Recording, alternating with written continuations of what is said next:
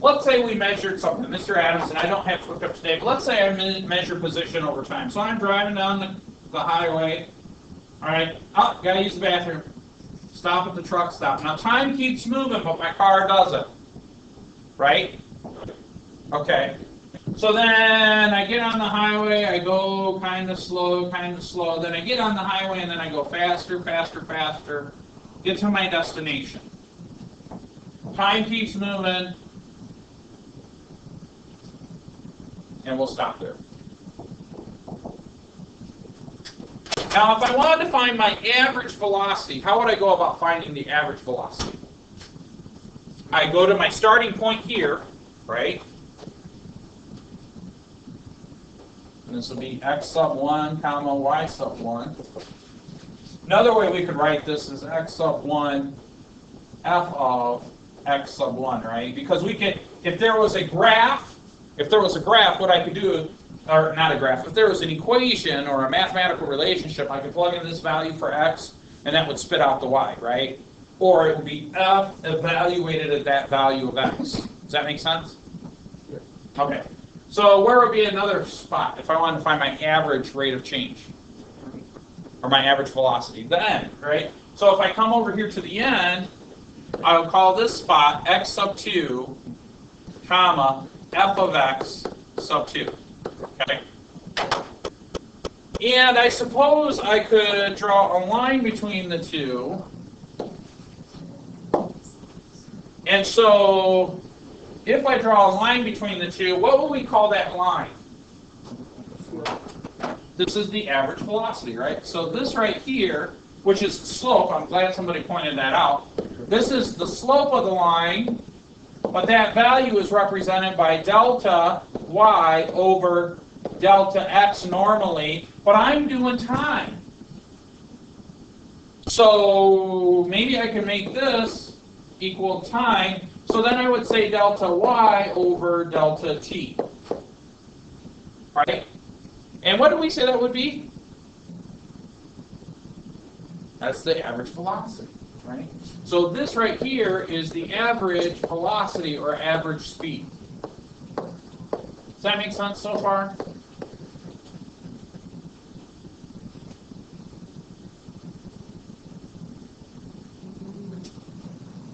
All right. Good. Here's the problem, though.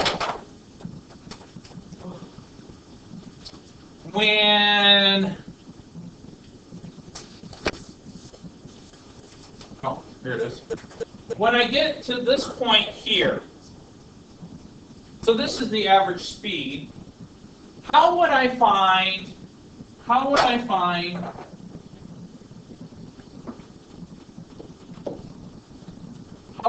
the speed at this particular point in time? Make another line. Make another line. What 2 points would I use? First one and that one. So if I find the speed at that point in time, what I could do is I could come in here, and I could go from here to here. Okay? And then what that gives me is another average speed.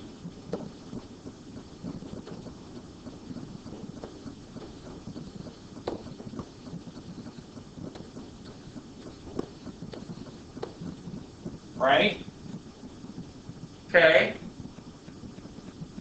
All right. How do I find the speed here?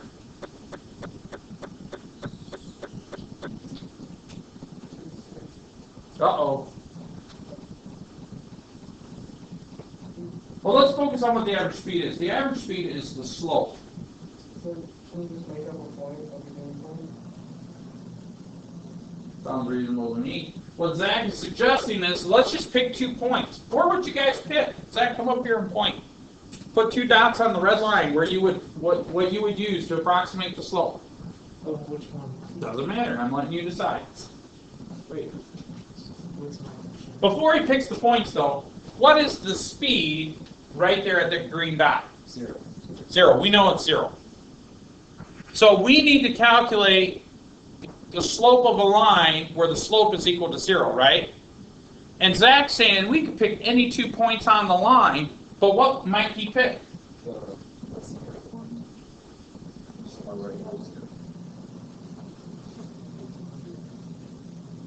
He's right. So what he would do is he would pick one very close to that point, right? Yes. I would say maybe he'd put it over here. Oh. Okay? Oh. Right? But we all understand that if I draw a line between those 2 points, the slope that I draw between these 2 points would be almost identical. Right? It'd be almost identical to the speed at that particular time. Does that make sense? Okay, so here's what I want you guys to understand. This point here is going to be, we'll just call it x. And if I follow this down, what would I call the distance between the two of those?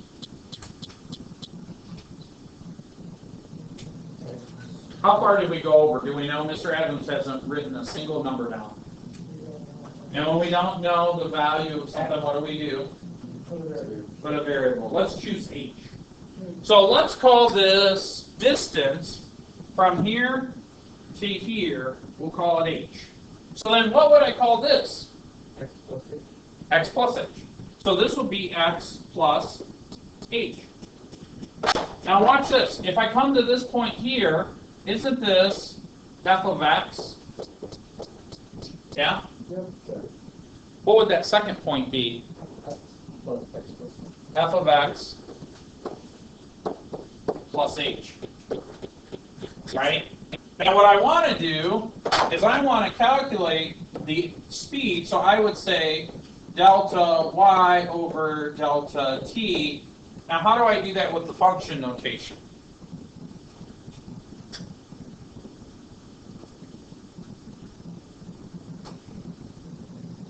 Well, we said over here, what's delta y? The difference between the two y values, but what are the y values?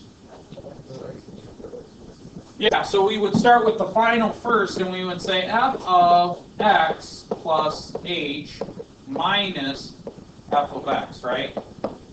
Is that how we would do it?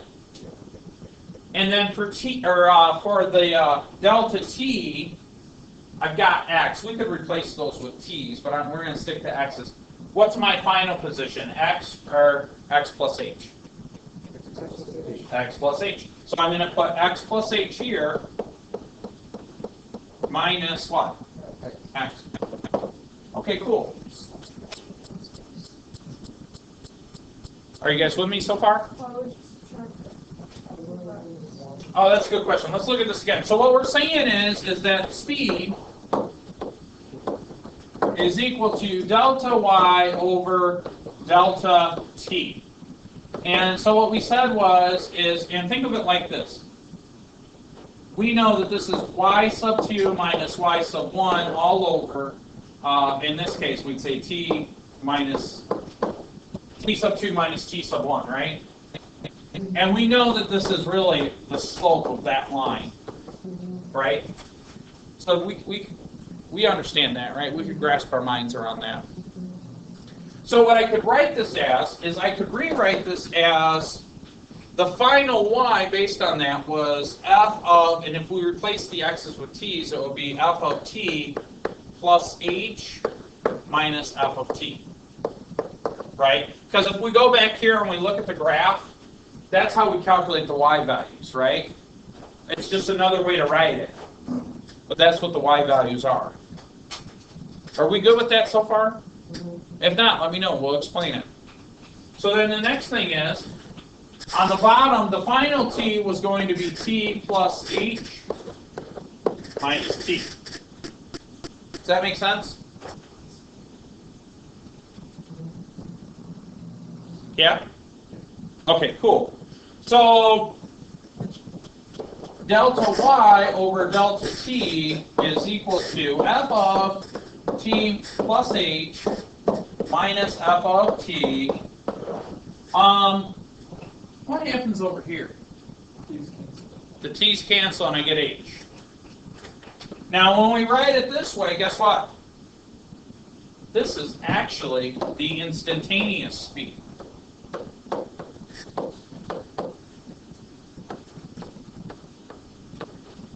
So that's the formula to find the instantaneous speed.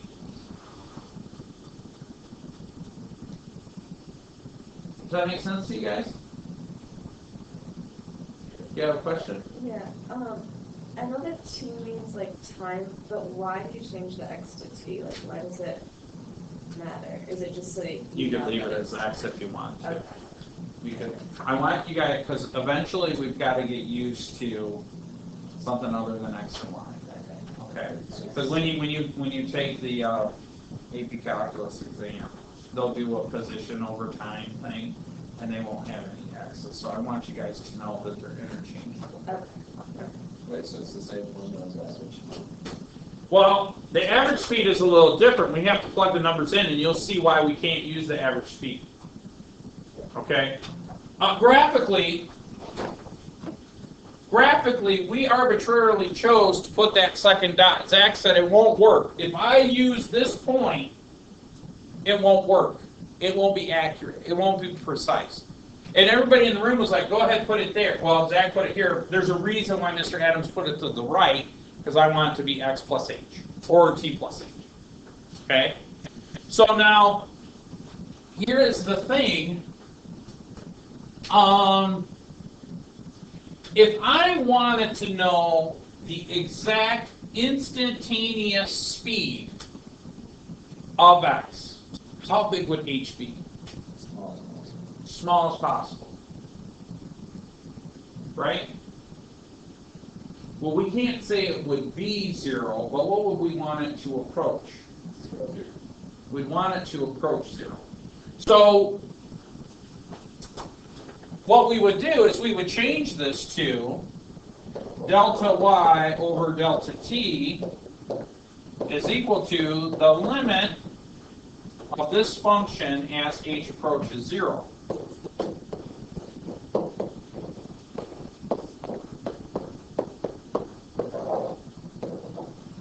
Make sense? Why would we want h to equal 0 or approach 0? Let's go back to the graph. If I make this h way over here, if I change h, and I make h a lot bigger, this is h plus a, x plus a, then I'm going to get this point on the line.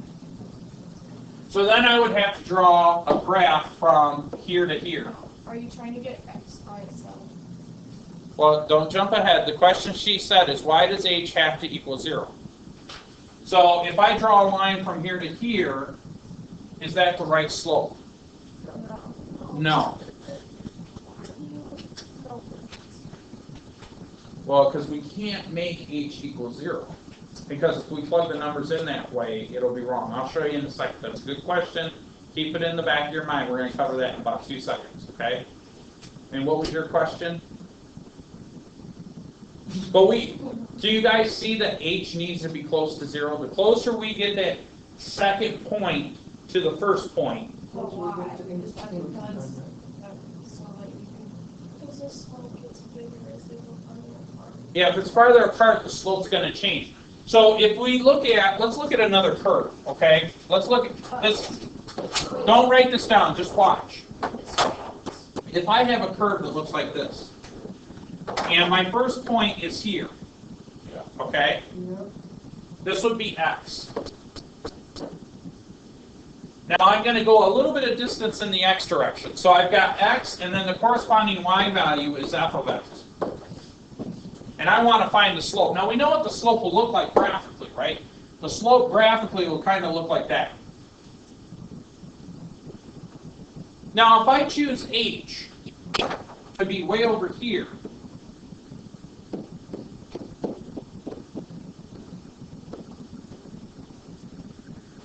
then that means I would choose this as my second point on the line, right? Now Mr. Adams is really exaggerating that h on purpose, so you can see. If I draw a line between those 2 points, will it be accurate? Yeah. No. No. So what do I want h to do? It's small. I want it to get smaller. So if I choose a second h, right here, Yeah. and I make this x plus h. Will it be accurate? No. It would be a little better if I chose this. Would it work? No. No.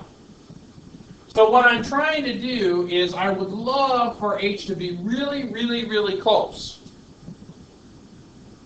Okay? Does that make sense? Then would there be like no slope if it's going Yeah, that's the problem. If I make h equal 0, in other words, if I say that this is x plus h, and this is f of x plus h, and I want to find the slope of this thing, so I say delta y over delta x, and then I say f of x plus h minus f of x, and then over here, and I say x plus h minus x, and then I say, well, h is going to equal 0. As Amy already kind of figured out, she's kind of getting a little ahead of us, but she already figured out if h equals 0, guess what happens? You can't. I end up with f of x minus f of x all over x minus x. Right? So I can't say h equals 0. Yeah. So, well, just a straight line, then it wouldn't matter because this looks the same. So it's just because it's like curved and stuff.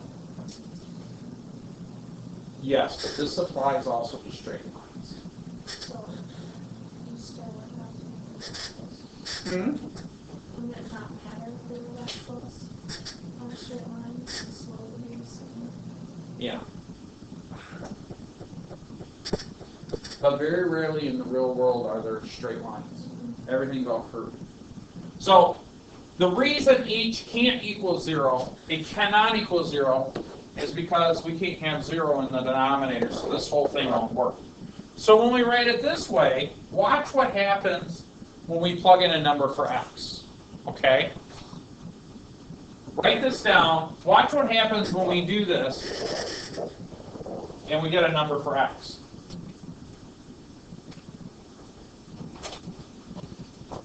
Okay, can I go to a new slide? Okay. This is really hard. What if it's doing it super close, make it like almost super close? You'll see algebraically something happens So that it's makes us closer do and it. closer to instantaneous speed, right? Yeah. So what we would really like is for h to equal 0. Or we could get infinitesimally close to 0. What's Yeah. it like? But hold on, just hold on. This setup has something very cool. So let's go to a new screen. So in the textbook, if you drop a rock in free fall, so this is a rock in free fall, a rock's position in free fall as a function of time. So what this means is that if I draw a table of values and I say t is equal to 0, then my position is 0. All right, and I just wrote the word position, but position is really y. Right? You guys know that, right? And t is time. Now, the textbook says, what is it when it's at 2? But I'm going to plug in the 1 for the fun of it. So to evaluate this, and I'm going to rewrite this, f of 1 is equal to 16 times 1, right, squared, which is just going to be 16.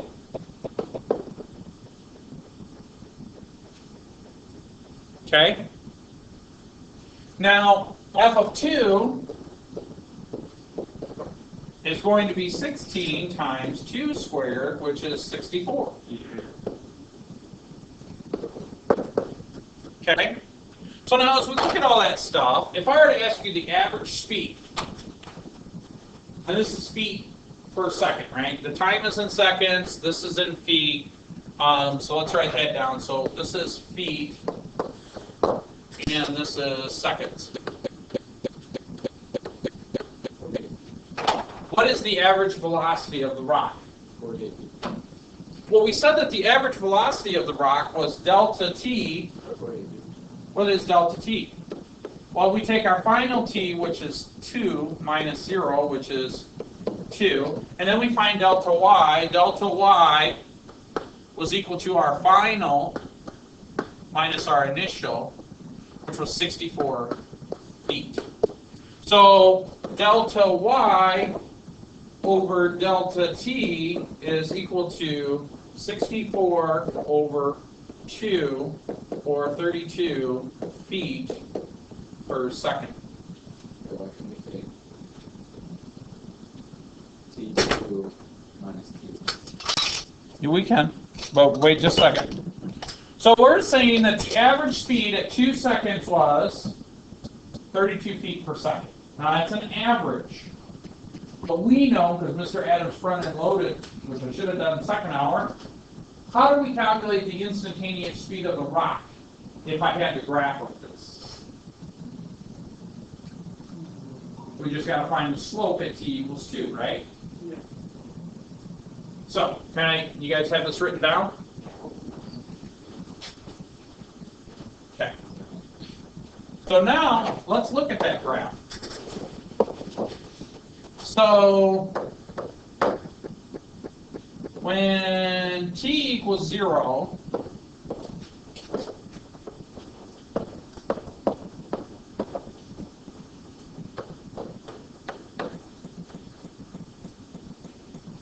y equals 0. So this is t equals 1, and then my f of x was, or f of t was what? 16, right? Yep. Yep. So I've got 2 points on the line. And then at 2, it was way up here at 64.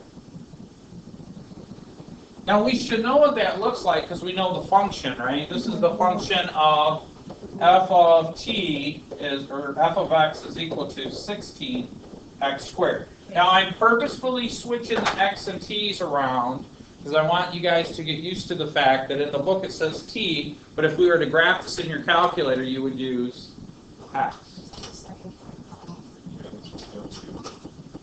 Oh, yeah. I kind of wrote it in the wrong spot, right? So that should be like over here. Okay? So that should be over there. So this is a quadratic equation, and if we graph this, it should kind of come through here, right? This is what it should look like. Okay? Now, how do we calculate the average speed? Well, we found that the average speed was really the distance between these two, right? So we said that the average speed that we calculated was 32 feet per second. But what's the instantaneous speed? We said that the instantaneous speed is the slope of the line at the point. So if I were to write that, let's choose a different color, it should sort of look like this, shouldn't it? Right? Shouldn't it sort of look like that? I made it a little bit, that's a lot steeper, isn't it? So the slope of this is the instantaneous. Instantaneous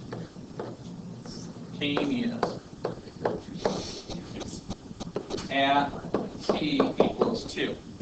So what do you notice between the two slopes? Different. Different. Yes. What do you mean? She doesn't understand there's 2 dots. This one got really close together. Yeah, so how do we calculate the red line, right? There's 2 dots at the top of the graph. And Yeah. that is the slope of those 2 dots. So we have 2, and then we have another point over here, which is 2 plus h, right? So over here somewhere, we've got the, does that make sense? Okay, so now we're going to calculate using that fancy H formula.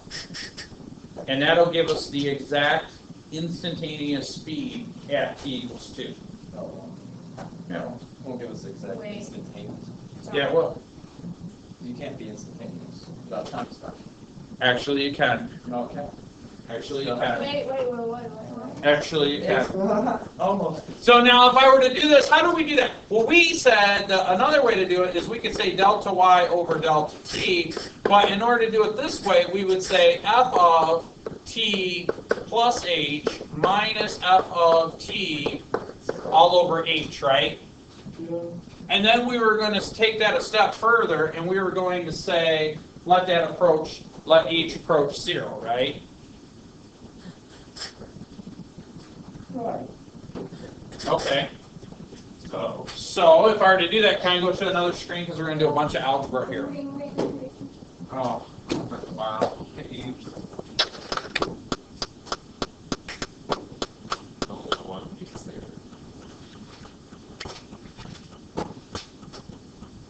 By the way, you guys are the smarter class. Yes, last hour they yelled at me. We were direct our teacher. I wouldn't go that far.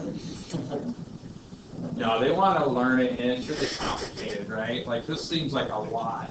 Right, by the way, we're almost done with the first example, right? Whoa.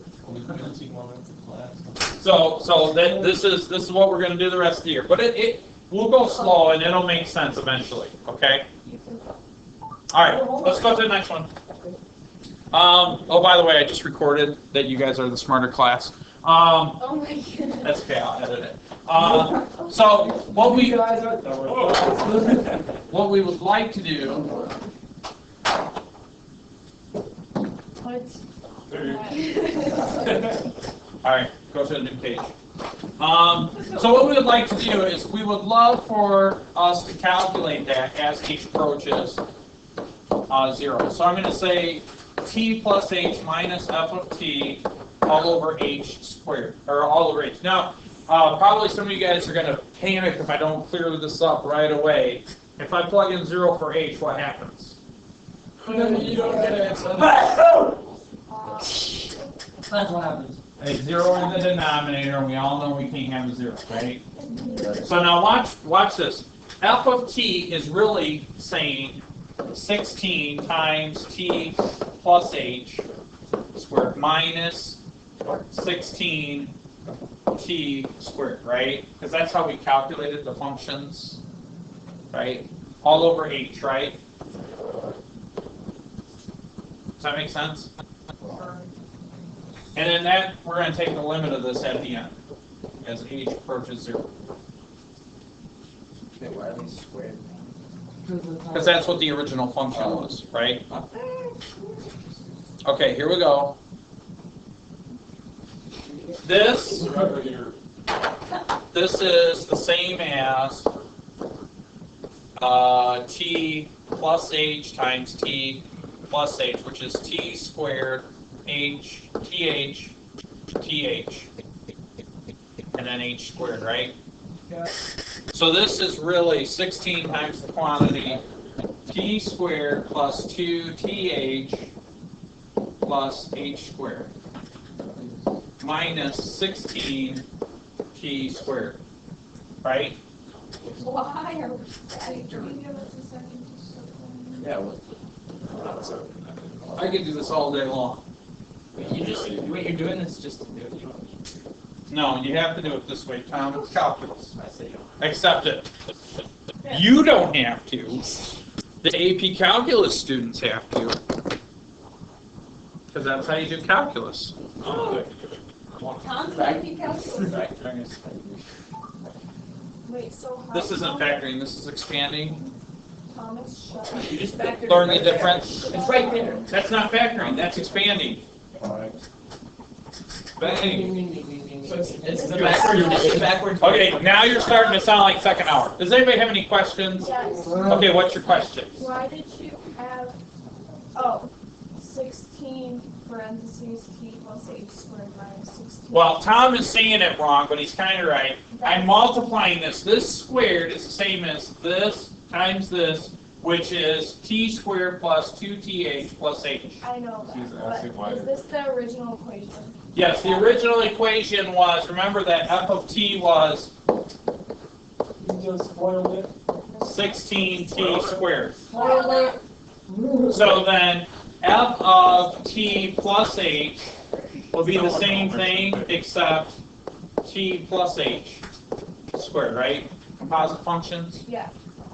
Wait, come here, Mr. Adams. Why- No, I don't want to. Mr. Let me finish this, it'll make more sense. There, it makes sense. Why can't I do this? Why can't I do this? Why can't I do this? Why can't I do this? Oh, You can, and we're going to in a second. I'm just gonna wait till the end. Are you still recording it? Yeah. Is anyone gonna watch this? It's so long. The people that take their AP calculus class seriously. Idiots, will. I didn't see I mean, anything. yeah, see. No, usually what I do is I speed it up without all the, so I'll double time it, so if it takes a half hour, I'll double time it to 15 minutes and then I'll re-record the vocal. So now when we get to this, here's what we gotta do. Let's distribute the 16 through, and so we get the limit as h approaches 0 of 16t squared plus, that would be 32th plus 16h squared minus 16t squared all over h. Now, you might, although it's highly unlikely, you might make an algebraic mistake. At this point, here's how you double check. In the numerator, anything that does not have an h in the term should cancel out. What I mean by that is, this is 16t squared. There's a minus 16. Drop it. There's a minus on the other end. Everything should cancel out. Notice that the only two terms remaining they have h's in them, Ooh. right? And this is why we go through all this hassle. Because